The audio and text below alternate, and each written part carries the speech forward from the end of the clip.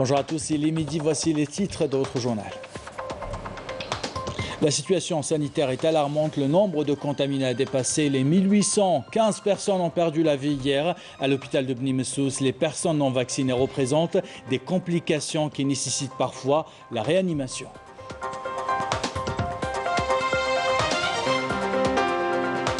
Dans le grand format de ce samedi, Nesseline Ben Saïdi nous emmène au plus près du service de médiation de la wilaya de Blida pour voir à quel rythme les projets d'investissement sont débloqués.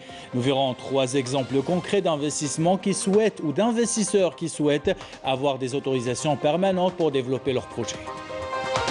Et il sera question dans ce midi de tourisme thermal à Sétif. La région de Hammam Soukhna attire des milliers de touristes chaque année. Une clientèle de plus en plus exigeante. Nous verrons dans ce journal une structure qui offre un bloc médical aux patients.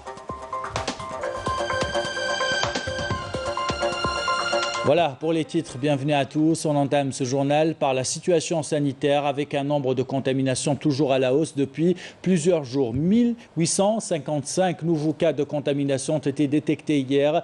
Le nombre de décès est lui en hausse aussi. 15 personnes ont perdu la vie.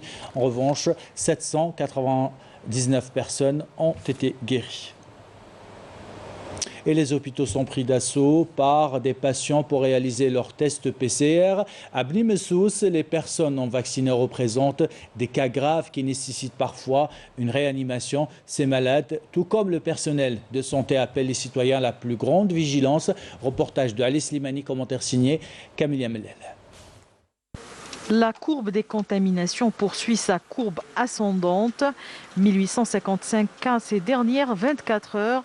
Les malades ne cessent d'affluer vers les hôpitaux. Ici, au CHU de Bni Messous, les cas de forme grave sont nombreux. Le personnel médical assure que les non-vaccinés saturent le service de réanimation. Dieu merci, heureusement que j'ai reçu mon vaccin, sinon je ne serais pas là à vous parler. J'ai eu peur de recevoir le vaccin car j'ai une insuffisance rénale et je souffre de plusieurs formes d'allergie. Aujourd'hui, je suis contaminée. Si j'avais pris mes doses de vaccin, j'aurais pu éviter les complications. La majorité des cas qu'on reçoit dans cet hôpital ne sont pas vaccinés. Ils ont eu beaucoup de complications.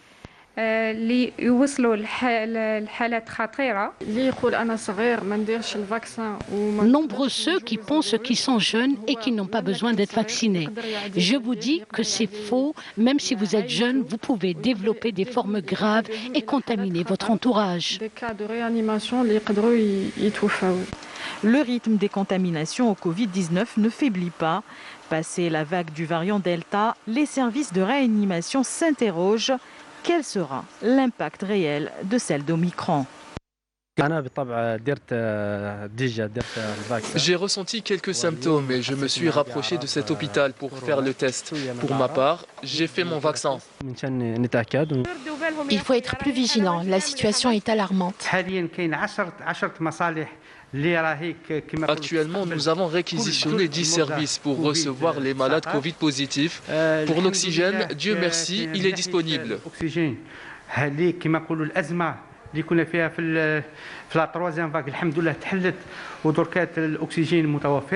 Et face à cette hausse des cas positifs de Covid-19 observés durant ces dernières semaines, il est impératif de rester vigilant et de respecter le protocole sanitaire et de se faire vacciner pour limiter la propagation du virus et de ses variants. Et pour les cas les plus graves qui sont dans l'incapacité de se déplacer, les éléments de la protection civile mobilisent leurs équipes pour assurer leur transfert. Ces cas sont évalués à partir d'appels effectués ou plutôt au numéro vert 1021. Reportage de Menel Adjali, commentaire signé Yamina Seichi.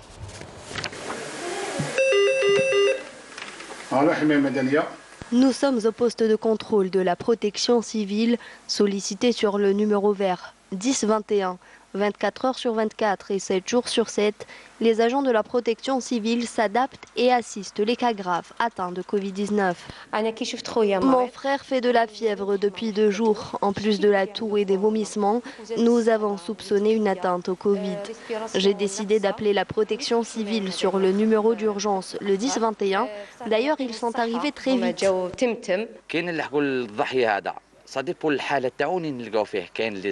Nous procédons en fonction de l'état du malade. Parfois ils sont fiévreux, parfois ils présentent des symptômes plus graves comme une détresse respiratoire. Tout d'abord, pour nous protéger, nous mettons un masque. Après avoir mesuré la saturation du malade, si la situation est plus complexe, nous employons des mesures adéquates.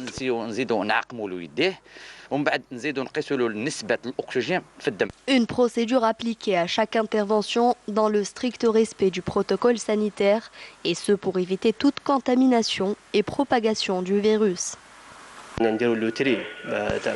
Lorsque l'on reçoit un appel, nous essayons de rassembler un maximum d'informations sur les symptômes présents chez le malade. Nous procédons par priorité du plus grave au moins inquiétant. Nos équipes se déplacent pour examiner le patient en cas de nécessité. Le patient est évacué directement à l'hôpital. Dans une situation de recrudescence de la pandémie, les agents de la protection civile ne comptent plus leurs heures de travail. Ils sont mobilisés et prêts à intervenir pour prendre en charge les cas graves. Et pour freiner la propagation de cette pandémie, les commerçants comme les grandes surfaces sont tenus de respecter les consignes de sécurité.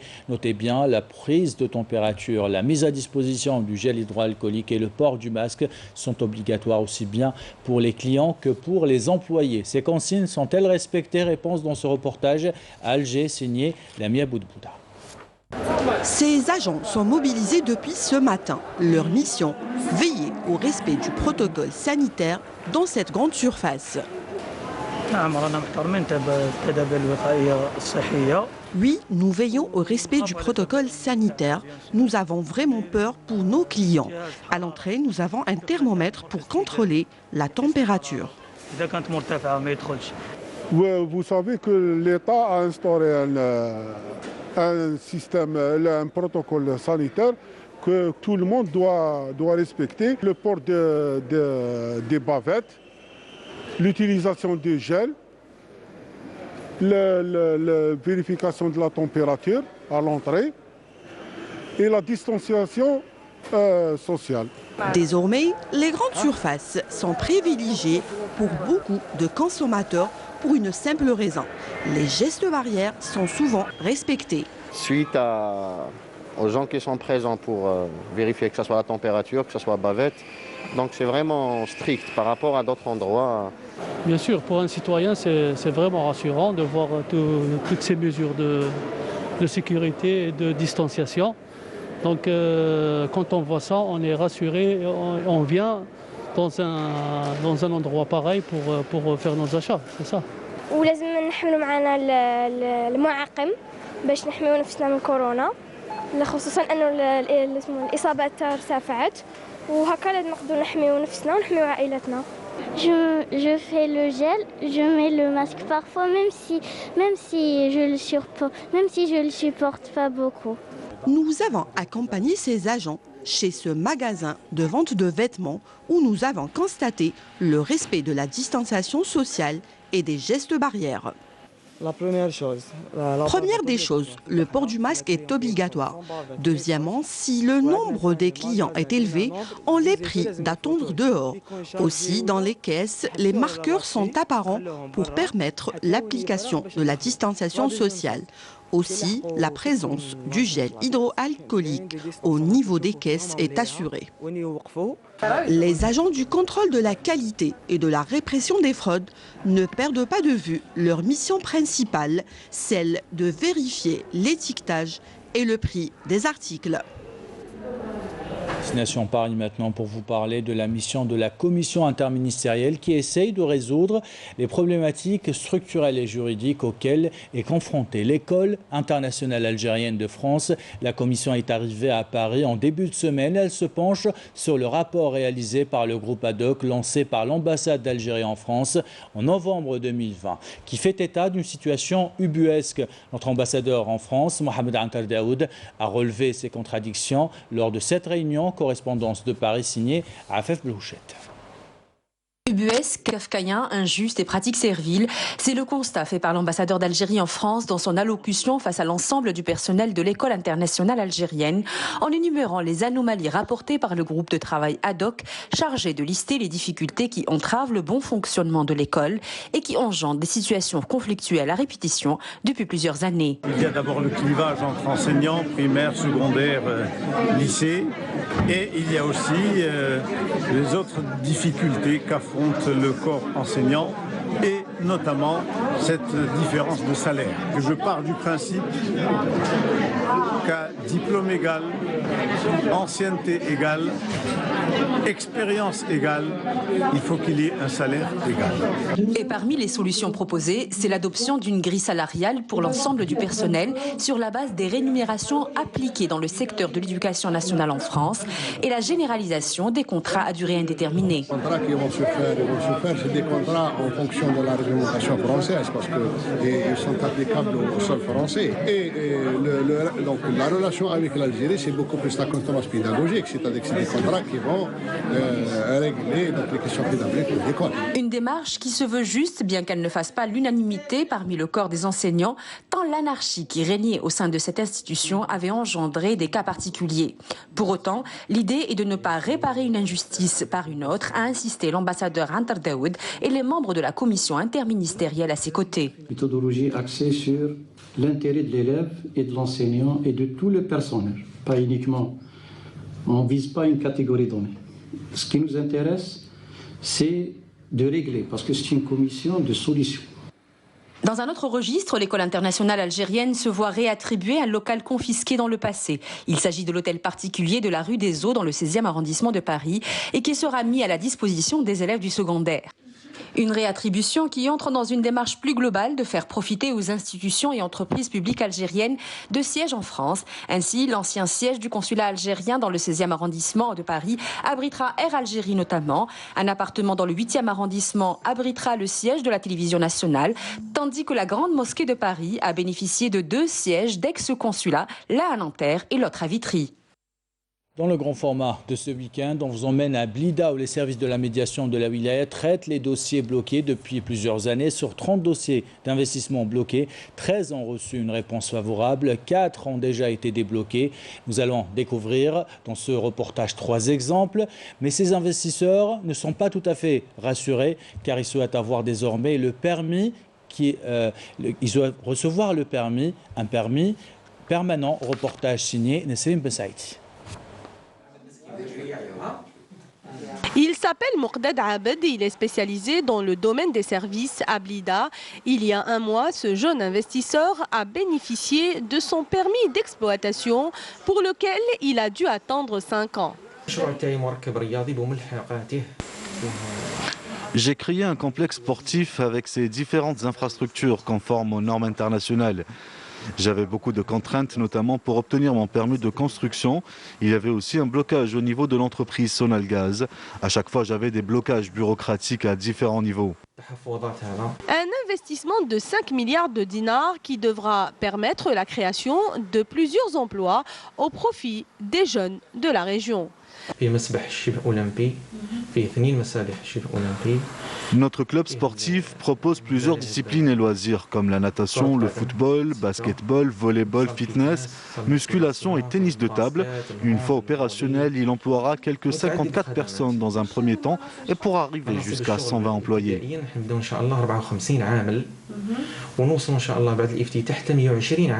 Générer des emplois est justement l'objectif de Kamel et de Abdelkader, 2 autres investisseurs qui ont obtenu récemment leur permis d'exploitation après plusieurs années d'attente, toujours à cause des contraintes bureaucratiques. Pour l'instant, on a créé environ 15 postes d'emploi qui peuvent être augmentés jusqu'à 70 au maximum. Sur ce projet-là, on peut élever jusqu'à 120 000 poules reproductrices, et ce qui nous donne environ 21 millions œufs à couver par année. On peut obtenir environ 17 millions de poussins. On fait laminer le panneau, laminer et donner des couleurs au panneau et tout ça. Donc tout ce qui aujourd'hui est en vogue en Algérie et en vogue dans le monde, tout ce qui est panneau en Algérie aujourd'hui, tout ce que vous voyez des meubles chez vous, la cuisine, la chambre à coucher, les meublements murales et tout ça. Donc c'est nous qu'on donne ces couleurs-là. Et ces couleurs-là, ils sont faits avec du matériel très sophistiqué, perfectionné et moderne.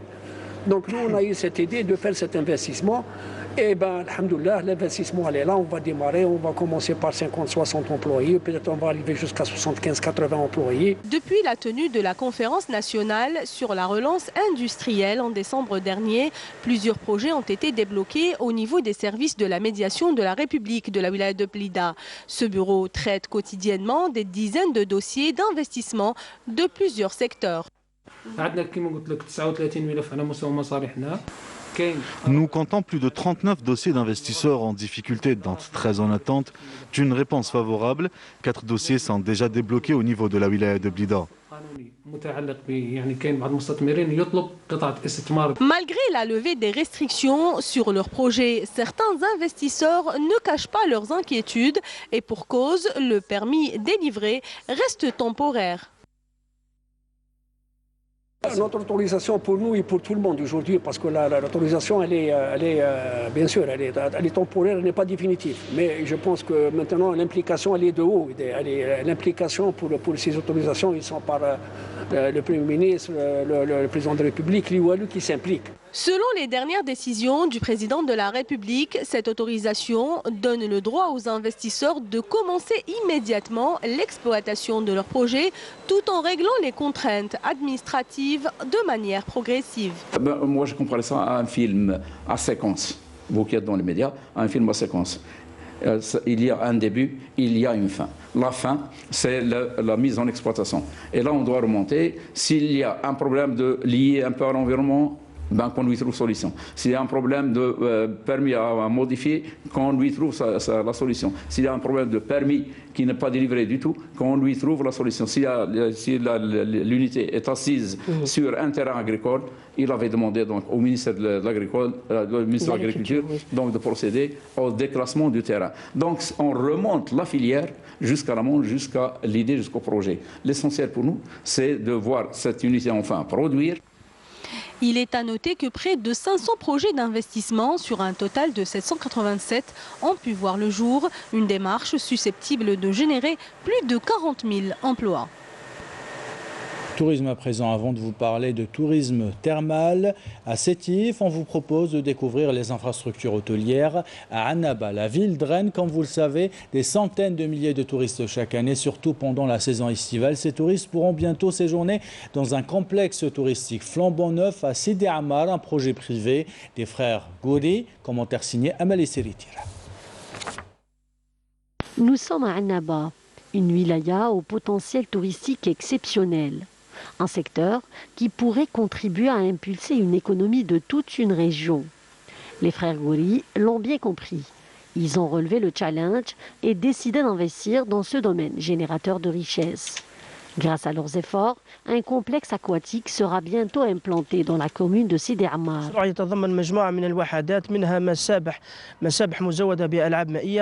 Le projet comprend plusieurs unités. Il y aura des piscines, des restaurants, un club équestre, un centre commercial, un parking et des aires de jeu.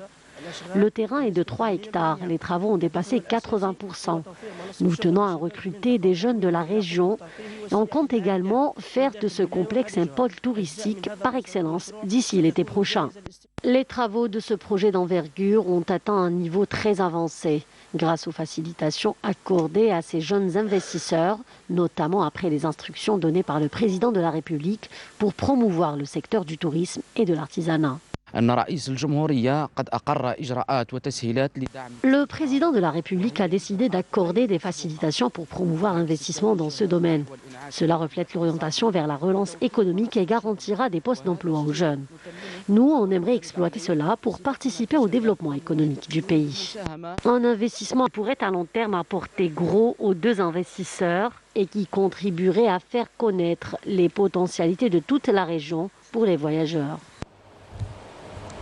Destination Sétif maintenant, et plus précisément la région de Hammam Soukhna, qui est réputée dans l'est du pays pour ses eaux thermales qui drainent des touristes des 4 coins du pays. Exemple avec ce complexe thermal, une structure qui offre aux patients un bloc médical qui comprend plusieurs soins. Reportage sur place signé Saïda Maïf.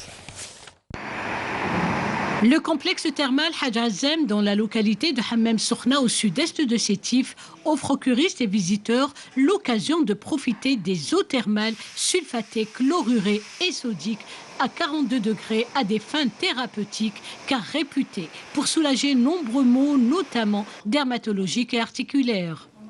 كاين دي باثولوجي ارتيكولير باثولوجي ديرماتولوجيك يعني تاع الجلد كاين دي باثولوجي كاردياك هذا ما كان جينيرالمون كاين دي سوجي اجي اللي يجيو لهنا يجيو هنايا باش يستراحوا كيما نقولوا اللي عنده دولور مسكيلير ستار تاع العضلات تاعو مليح بزاف الماء كاين ثاني لي زارتروز باغ اكزومبل كاين فيه لو سوفر لو كلور لو فوسفات تيجي تسولاجي صح سولاجي بسيشيكمون فيزيكمون بيان ربي يبارك ما شاء الله chaque semaine هنا نجي من بيتنا pour les bien-être de l'eau qu'il y a ici comme c'est très bien pour le cuir chevelure pour la peau voilà pour beaucoup de choses. Cette station thermale est dotée d'un bloc médical, d'une salle de sport, d'une salle de massage et d'un espace de relaxation pour couper l'espace d'un moment avec la quotidienneté envahissante. Ces séances de massage me soulagent parfaitement mon mal de dos. Je repars en forme d'ici. Créée en 2016, cette structure est venue à point nommé combler un manque criant à gagner en matière de stations thermales répondant aux normes internationales dans un cadre on ne peut plus agréable. Par exemple, maintenant, on a les soins, on a les piscines, on a حمامات معدنية, on a les piscines en plein air, on a piscine thermale, on a le massage, on a le sauna, on a بزاف حوايج زون توريستيك مليحه يجيو لها من كل الوطن. Si on parle en matière de tourisme thermal, Hammam Soukhna est une destination préférée grâce à ses nombreuses stations thermales dans les secteurs privés et aussi dans les secteurs étatiques. En global, on a 13 complexes dans les deux secteurs étatiques et privés. Et Inch'Allah, prochainement, il y aura plusieurs projets qui seront réalisés, Inch'Allah. À peu près on a عندنا تقريبا 700 personnes اللي راهم يخدموا عندنا في الحمامات تاعنا. Très bien. Et le nombre de visiteurs? عندنا لي فيزيتور في لي فاكونس يلحقوا تقريبا واحد 400 500 بار جور 500 بار جور وعندنا اللي راهم دايرين دي كونفونسيون يعني على العام. Une destination touristique de choix confortée par le tourisme de santé, offrant le meilleur service à une clientèle de plus en plus exigeante dans la capitale des Hauts-Plateaux. On termine ce journal avec l'actualité internationale. Les unités de l'armée populaire de libération sahraoui ont exécuté une nouvelle attaque ciblant les retranchements et les positions des soldats de l'occupant marocain dans les secteurs d'El Mahbes et de Houza. C'est ce qu'a indiqué le ministère de la Défense sahraoui. Et puis cette série de brèves internationales à présent a commencé par la crise ukrainienne et également la Chine qui se prépare à accueillir les visiteurs pour les Jeux olympiques d'hiver. Un rendez-vous a été organisé entre les Russes et les Américains après des pourparlers francs tenus hier sur la crise autour de l'Ukraine qui menace toujours de dégénérer alors que des dizaines de milliers de soldats russes restent positionnés à la frontière ukrainienne. De son côté, le secrétaire général de l'ONU, Antonio Guterres, s'est dit convaincu qu'une incursion militaire de la Russie en Ukraine ne se produira pas et a mis en évidence son souhait de résoudre avec diplomatie la crise en cours. Au moins 70 personnes ont été tuées et une centaine blessées dans une frappe aérienne contre une prison au Yémen.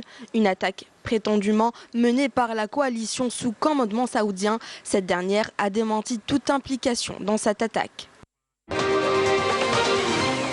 Des centaines de personnes se sont rassemblées pour nettoyer les plages du nord de Lima, au Pérou, polluées par une marée noire due à la violente houle au large des côtes péruviennes après l'éruption volcanique au Tonga. Selon les Nations Unies, l'éruption du 15 janvier a provoqué un tsunami qui a affecté plus de 80% des quelques 100 000 habitants que compte l'archipel. Le Mexique verra bientôt la fin de la construction de son nouvel aéroport international. Situé à 45 km au nord-est de la capitale, il pourrait accueillir en phase ultime 100 millions de voyageurs. La Chine a mis en service ses nouveaux trains à grande vitesse réservés aux sportifs et aux autres participants au JO 2022, reliant les différentes zones olympiques. Équipés de rangements pour les skis, d'inscriptions en braille pour les sportifs paralympiques ou encore d'un studio de télévision 5G, ces TGV achemineront les voyageurs à des vitesses allant jusqu'à 350 km/h. Et c'est la fin de ce journal. L'équipe de la rédaction qui l'a préparé, l'équipe technique qui l'a réalisé vous remercie de l'avoir suivi. Merci pour votre fidélité. Belle journée.